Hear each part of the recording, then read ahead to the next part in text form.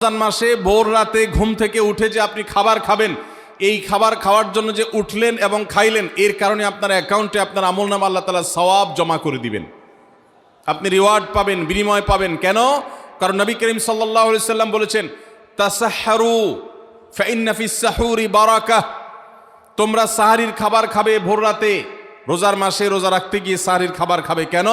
কারণ সাহারির যে খানা, এই খানাতে আল্লাহ তাআলা বরকত রেখেছেন। এই খানা খাইলে তার জন্য আমাদের স্পিরিচুয়াল, আধ্যাত্মিক বিভিন্ন রকমের উপকারিতা আল্লাহ তাআলা এর মধ্যে নিহিত রেখেছেন। এর মধ্যে খাদ্য শক্তি আছে, আমাদের এনার্জি হবে শরীরে, রোজা রাখতে সহজ হবে।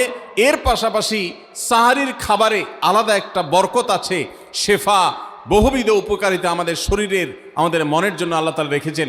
এই জন্য সাহারি খাওয়াটা আলাদা একটা ইবাদত।